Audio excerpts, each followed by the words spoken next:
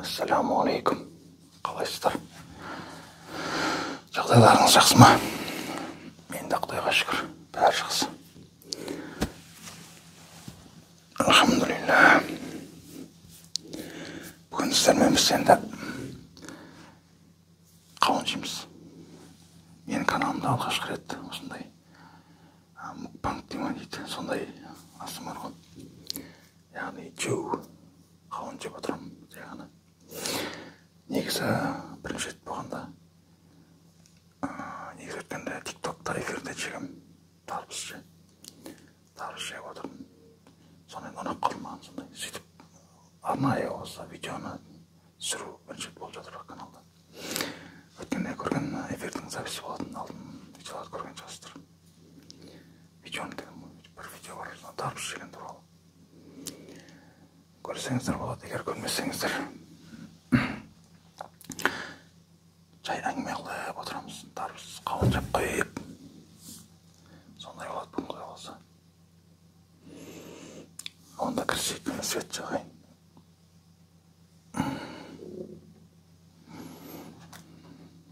Так, болды.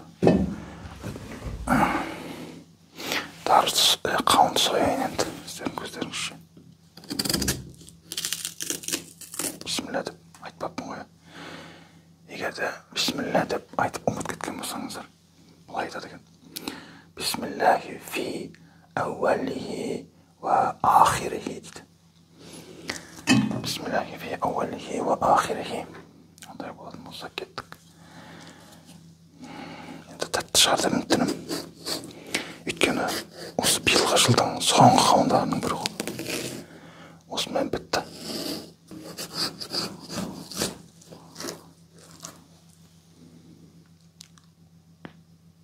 Жаман емес пока. Көрініс шіріп кетпеген. По крайней мере. Жайлап жеп көреміз қазір. Ашып кетті енді. Мақұл. Бақша алдыңғы видеоны көрдіңіздер ма? Осыдан алдын шығарылған видеоны. Біраз еңбек еттім сол видеоны түсіру үшінде. Еңбек еткенде видеоның өзін түсіру қиын болған жоқ негізі. Бірақ соны видеоны жүктеу қиын болды маған. Өйткенше мияқа қойып қосылайын. Өйткені бар ғой.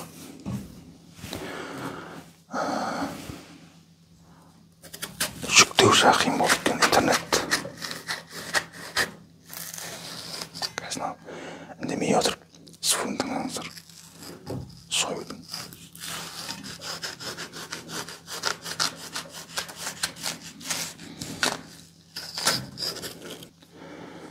Камераны сәл торлап қойдым. Өйткені қауын көрінбей қалып жатыр да.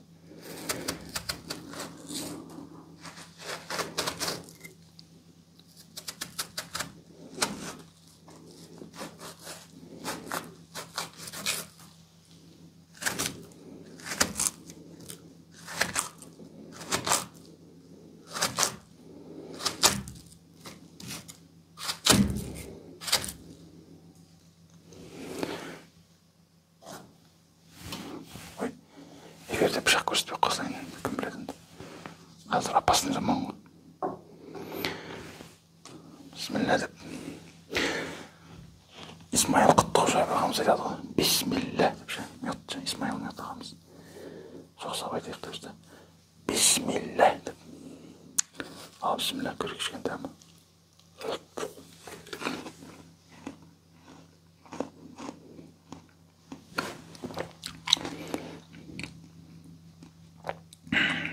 Шыны керек дәм орташа.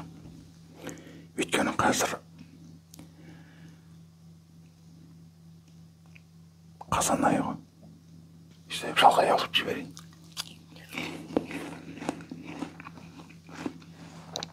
Екеуі микрофон ғой. Түсінбей қалмаңыздар, не сағып алғанда. Мына микрофон әшейін тұрады, бүгін қосылған жоқ бұл. Өйткені астымерге осындай бетілшкі микрофонда жақсырақ кетеді. Ал мұндайлар сыбырлап сөйлегенге әші әдемі кетеді.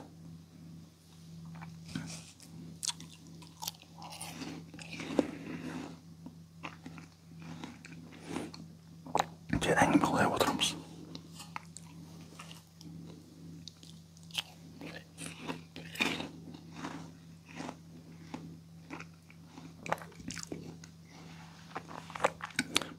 Қосылар ма екен бүгін?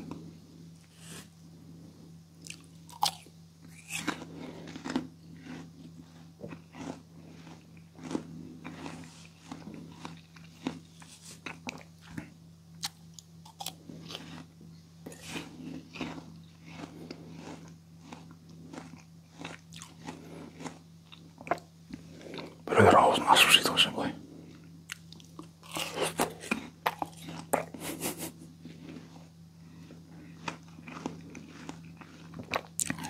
Өйтіп жей алмаймын мен. Өте әдепсіз қолай жеу негізі. Аузын ашып жеу үшін кадр бұзып тұрайын артық нәрселер. Так, болды.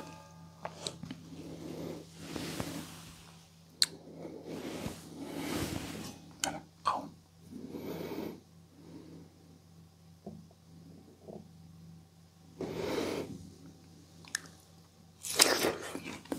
Қалайымыз керек? Сол жақпен жібадым ма? Солмен жібадым ма?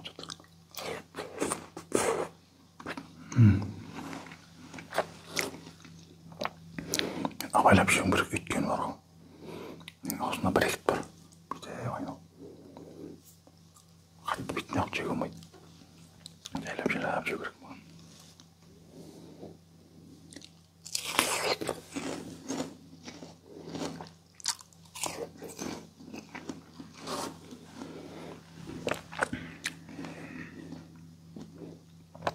Жаман емес ал.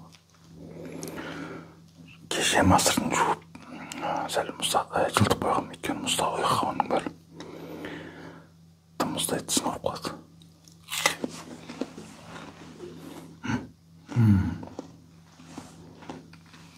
Ондай ғой менде. Яқтағы бір тісім алынғанда, алдын алған кезде.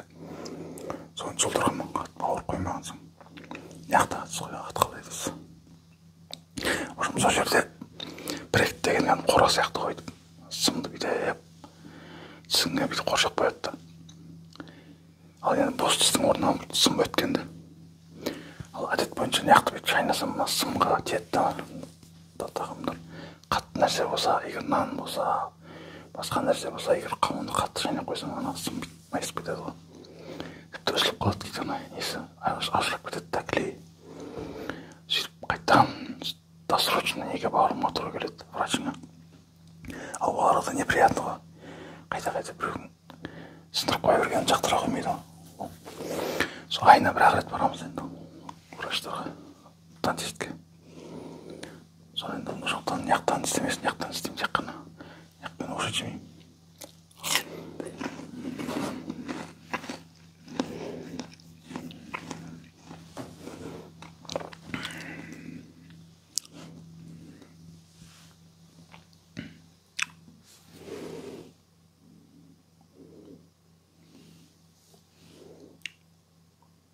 Tamam емес.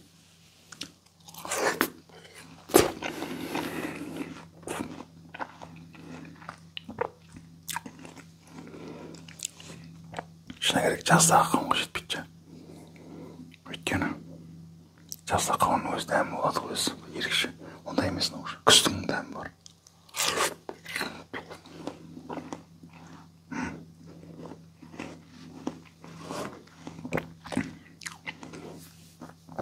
Неға өтіп кетейін деп қойлар. Есіме түсіп кетіп қайтып, неға лақтырып жатыр. Өзіммен күресіп жатасың ба?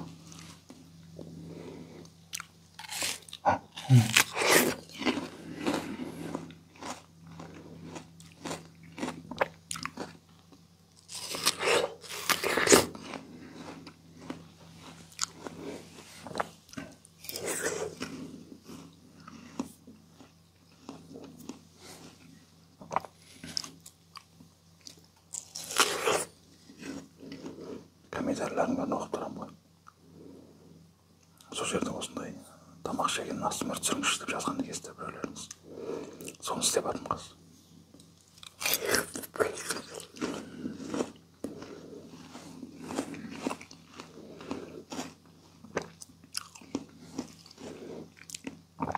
Көрерменнің сұрауы бойынша.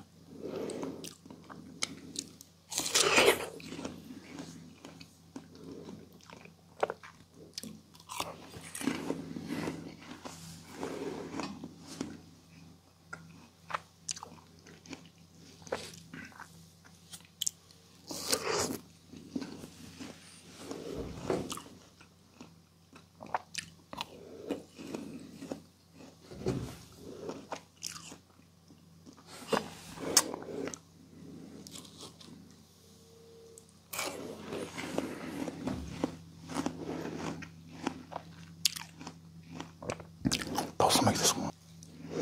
Ben kolay toksam ben.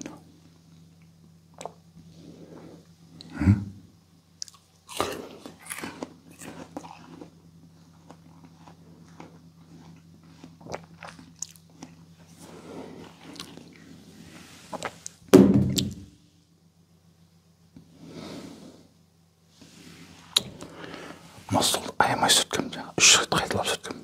Taptasып жүр. Жіберем.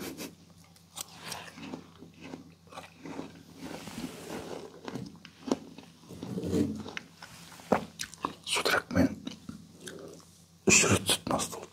Taptalar. Jekin bitin beri yıkmadık kımızlar. Olmasın da.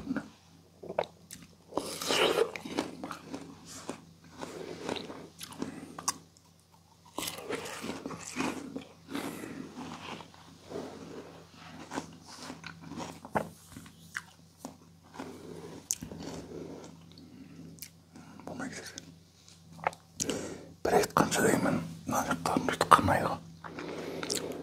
Birinchi kez avrat qatdi, bir aytdancha. Kam chaynaymaysan. Keyin biroq vaqt o'tgan Allohning jaralisi endi. Bir adaptatsiya bo'ladigan ularda da, yurunib bo'ladigan. Birinchi kez avr vaqtda olmay qoldi.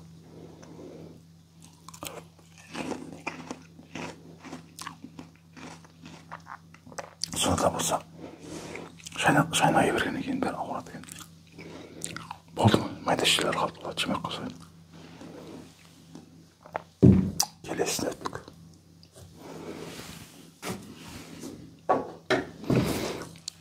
Tak, bugün xon tozalayman. Challenge. Dün vaqtamancha bunu chaqpayapmisan ben? Qarız ben sürsem bana degenim negiz qarız yok biroq o'sha ketib qolgan o qarız. Janjaqdan surab ko'rib.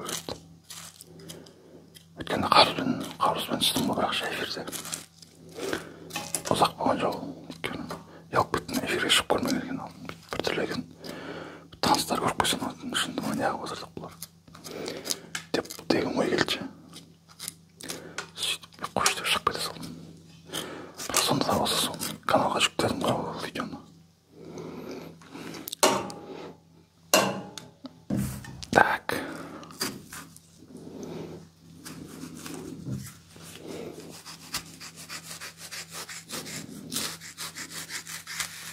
Шақырам өтпейді екен бұл.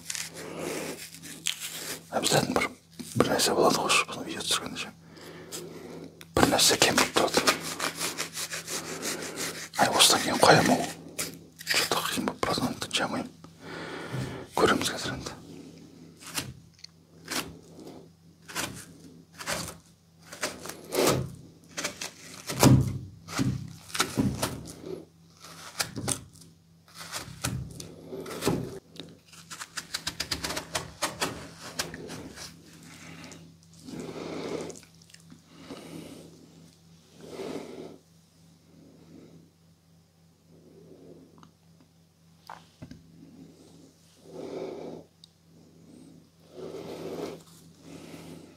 Жақындап көрсетейін деп отқанмын сіздерге.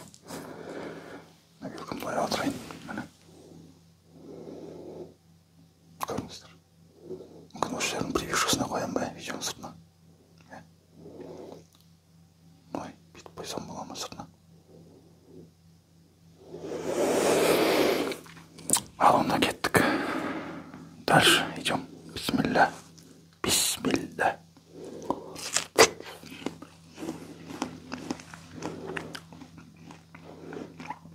Жаңа үйге беш бармақ деп бір түрлі қамыр оқыта келген ғой. Соны эфирді неге жесем ба деп ойлағаным бір. Ұялдым ше, может, бір адамдар жағдай онша еместер болса, мен жеп отқанын көрсе қиналып қала ма деп ойлайсың ше.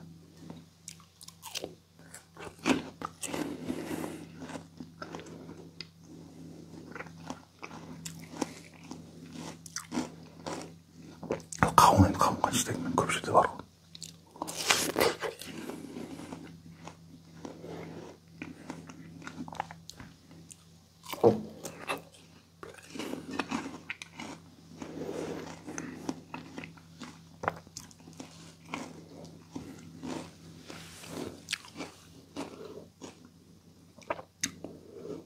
келесі видео қандай түсіремін? Келесі видео өзімнің өмірім жайлы бір қызықты мәселелер, комментарий айтқанмын да. Осындай видео түсірсеңізші, өміріңіздің сәл бір жайларын айтып беріп деген сияқты сондай айтқан екен. Сондай видео түсіремін Құдай қаласа. Айтпақшымын, компьютердің ішінде қандай видео көрініп тұр ма? Табиғат туралы видео қойып қойсам ма?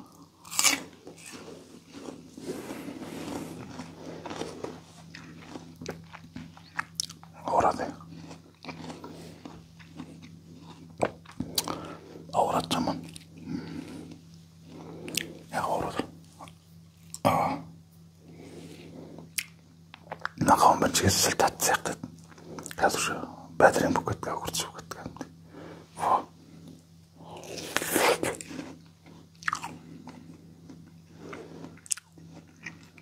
Айтсаң мен күздікі болмай екен, күздің қауын.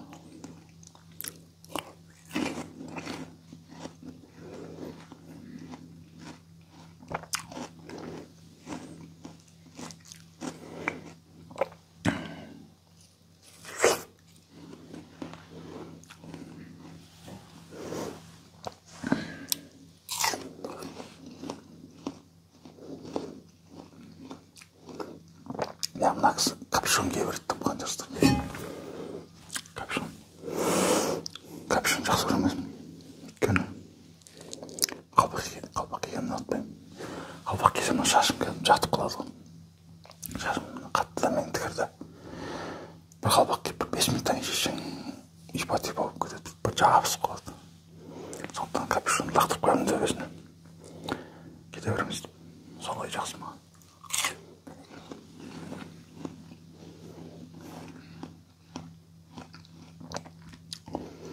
Тағы бір-екі қыстық капюшон көрген.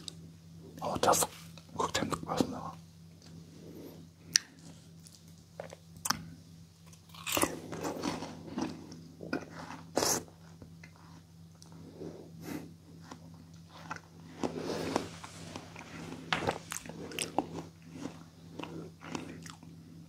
Түнімен ұйықтамай қатты қайта дала шығатын жағынан. Бұлған жетегімен кішілері тықсады ғой, қауын деген.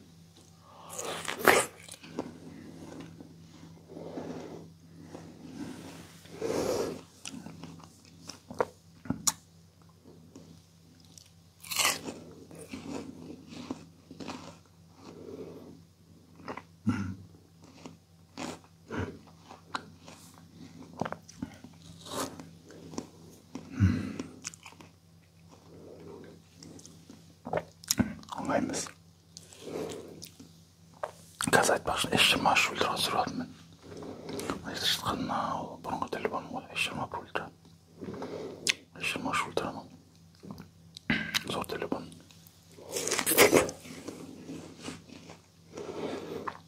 Алма микрофон. Өздеріңізге көрсеткен обзорда. DJI деген микрофон. Флагман десе болады. Осы радио микрофон дейтін айтады. Радиоприемник дейді. Дистанцияны 200-300 метрге дейін бара береді дейді. Білмеймін бірақ. Маған ондай алысқа барған керек емес. Әдемі дауыстары сапалы көрінеді ғой. Екеуін таққан себебім, біреуін ғана тақсаң не болады екен? Дауыс бір-ақ жақтан шығады екен. Елесіне настройкасын істеуге сен олай бола бере ме білмеймін. Настройкасын түсінбедім. Түсінем ғой, негізі шықылаған жоқтың әрі қатты. Маған бұрыш екеуіне тақып қойсаған дұрысырақ. Проблема жоқты. Екеуін тақсаң кәдімгі стерео звук болады ғой. Мынауда жақтан өз алдына дауысты. Егер сіздер наушникпен тыңдап отқан болсаңыздар, екі құлақтан да шығып береді. Ол деген біреуін алып тастасам, мына ғана шығады дауысшы. Естеріңізде болса, бір-екі алдыңғы бір 2-3 видео ма, 4 видео ма.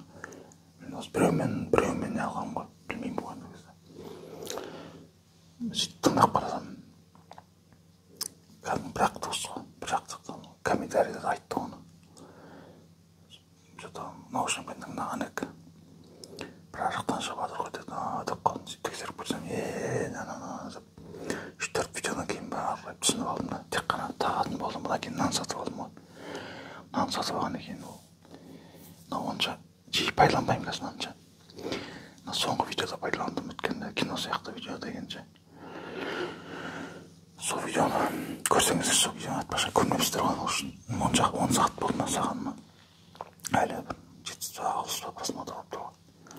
Көрсеңіздер сол киноны, киносын видеоны. Жақсы, біраз еңбек сіңді. 7 сағаттай видео. 4К форматта түсіргем. Мынаны 4К болмайды енді. 1080 болады. Өйткені 4К деген жүктеу оңай емес. Жүктеу оңай емес, ондай форматта. Өйткені размері деген 3-4 есе көйіп кетеді. Жаңағы 28 минуттық па видео болды. Соның өзі почти 16 гигабайт болды. 16 гигабайт өзіңіз ойлай беріңіз. Оны қалай жүктейсің? Ең интернетін жаман емес жалпы, бірақ ол тартқан кезде жаман емес та. Видео скачет етсең, кино көрсең, жалпы YouTube көрсең жақсы, бірақ керісінше YouTube'ға, интернетке салсаң жай болады. Енді тарифтің өзінің ерекшелігі шығар. Мен үйдегі тарифімнің саламай кетеді ғой. 1 гигабайттың өзін зорға салады. Сондықтан телефонға салып аламын да, сөйтіп жақсы сет ұстап тұрған жерге барып саламын мен.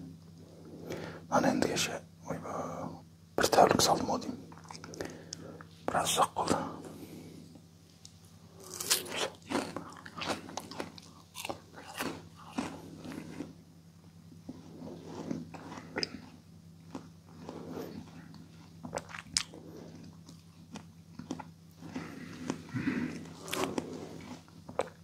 Шын айтайын, дальше жеуге, арқылай жеуге желание жоқ. Таусамай деген мойындаймын. Ойлаған ба, бәрін тауысып тастайын жүрмін. Өз өзіме жалаң шығам ғой. Болмай деген обжор емес екен ондай. Давай сырласып отырайық, біраз әңгімелесіп, кейін эфирді аяқтаймыз. Сол, бүгін осы видеоны түсіріп жатқан ба. Идея қырған негізі түсіре берейін десін, бірақ күндіге түсіруге уақыт бола бермейді. Жалпы YouTube'пен айналыссын, YouTube'пен күніге айналыссын. Басқа жұмысты қойып, кірісу керек ғой болғанша. Ал хобби ретінде пайдалансаң сол. Аптасына бір видео салсаң мәз болады екенсің, ешіне керек. Оңай болмайды, уақыт бөліп келесің, жұмыстан шаршап келесің, желание болмай қалады, шаршап келгеннен кейін. Ұйықтай солай істейсің, ертең істеймін ғой деп, еріншектің ертең таусылмайды деп. Ертең деп жүре бересің. 2-3 күн өтіп кететін, қой түсірейін дейсің, оны түсіргеннен кейін тағы ертесіне саласың. Сонымен 4-5 күн өтіп кеткенде сағы келесі видео салынады. Ал негізі қолың бос болса, күніге бір видео түсірсең болады ғой. Негізі по идее ше. Күніге бір видео түсіре берсең ол негізі болады түсіруге. Қиын емес қой, светтер тұр мұны. Камера тұр. Отырда түсіре бер. Бірақ канал құдыра қалса дамып келеді саған. Бүгін 500-ден асып подписчиктер. Алғашқы соңғы жазылып жатқандарыңызға рахмет. Каналмен болып жатқандарыңызға, жылғы лебіздеріңізге. Осы уақытқа дейін бірде-бір жаман комментарий көрмедім каналдан. Бәрі жақсы. Мотивация береді екен жақсы комментарийлер, конкретно айтқанда ше. Адамға жылы сөз жағады. Жылы сөз адамға. Жылы сөз адамды арғылай ағылым тұлға септігін тигізеді ғой. Адам настроениесін көтереді. Өткенде мен мұғаліммін ғой, білесіздер ғой. Мен мұғалімдерге арналған семинарға барып қайттым ғой кеше. Алдыңғаныма. Сол кезде бізге үйретіп отқан жаңағыдай тренер. Давай кішкенім ойнап жүрек ойын деді. Сөйтті мені айтып бізді. Далаға шығып тұрыңызшы деді. Болып шығып тұрын 2 минуттан кейін қайтып шақырды. Аналарға айтып қойған да мұғалімдерге. Бәрі бітей маған аларып қарады ғой, кіріп қалғаным. Не болды, көзіңіз бақырайып деп анауыз айтты. Не болды, жүзіңіз суық екен деп анауыз айтты. Біліп тұрмын қандай игрінің нәрсе енді дайындап қойған сөздер екен. Бірақ дегенмен де маған біртүрлі әсер етті дегенде. Сөйтіп шығып кетіңіз қайтты деді, шығып кеттім, қайтып кіргізді, қайтып кірдім. Сөйтсем уже өзі позитивный сөйтіп отыр. жүзіңіз жылы екен, сіз мықты маман екенсіз естіп жатырмыз деп айтты ғой. Енді сөйтіп болған соң ұстаз деп жаңағы тренер сұрап отырған, қандай әсерде болдыңыз дейді. Айтамын да, білем бұл түсінікті, наигранный нәрсе екенін біліп тұрсам да, бәрібір де әсер етеді екен деймін да. Жаман сөз, негативный сөз айтқан кезде біртүрлі болып қаласың, бәрібір ше. Ал мақтап жатқан кезде, білесің мақтап жатқан, жай ғана наигранный мақтап отыр. Бірақ сонда да әсер етеді екен да, по-любому. Сол сияқты сіздердің комментарийлеріңіз, жылы сөздеріңіз маған әсер етеді. Сөйтіп, алға қарай арға жұмыс, өйткені бұл сала бар ғой, АСМР деген. Қазақша АСМР енді дамып келе жатыр, шыны керек. Ағылшынша АСМР дамып кеткен уже. Орысша АСМР, орыс тілді АСМРлер дамып кеткен. Бірақ қазақ тілді АСМРлер өте аз, байқайсыздар ма? Көбінесе мукбанг қонандай жейтіндер ғой, қыздар жеп отырып жей береді. Ал именно сыбырлап сөйлейтіндер аз. Бір-екі қыздар ғана бар. Мен жігіттерден мен ақшарым Қазақстан бойынша білмеймін. Бірақ қазақша АСМР деп істеп көрсем, бір көрмедім көбін. Именно халал АСМР деген, яғни дінге сәл жақындау, сондай жалаңаш нәрселер жоқ, жаман сөз айтылмайтын, балағат сөз жоқ, кәдімгі. Сондай АСМР ғой менікі, тем более. Бұның аудиториясы аздау болады, өздеріңіз сияқты жақсы көретін адамдар, шынайы ұнатқан адамдар кіреді деп жерге. Сондықтан да бұны білемін, что бір миллиондаған просмотр болып кетпейтінін, онысы да білемін, бірақ мен өзіме ұнайды, жаныма жақын сала болғаннан кейін, өзіме сондай ұнайтын нәрсе болғаннан кейін істеп жатырмын. Хобби ғой бұл негізі.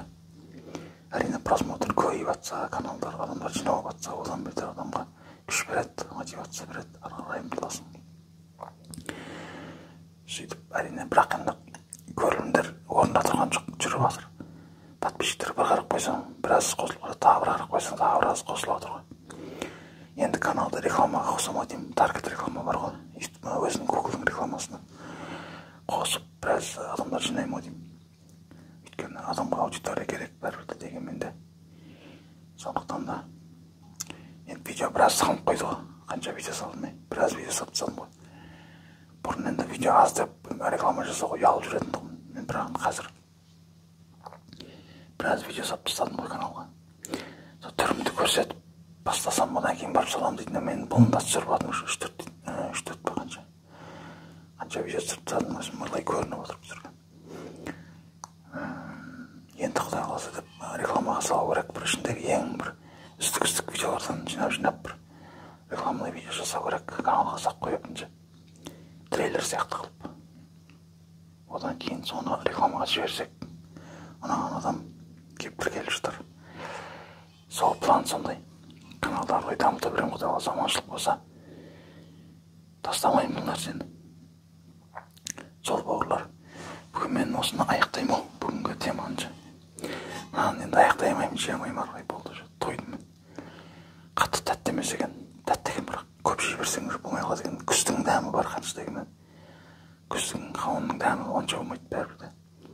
Жаздың қауыны дұрыс негізі. Сол жазда түсінбеппін осындай видеоларды. Жазда грамм уақыт болған жоқ қой. Ал онда бауырлар, осы соңына дейін көргендеріңізге Алла разы болсын, рахмет. Келесі видеода кездескенше, ассаламу алейкум ва рахматуллахи ва баракатух.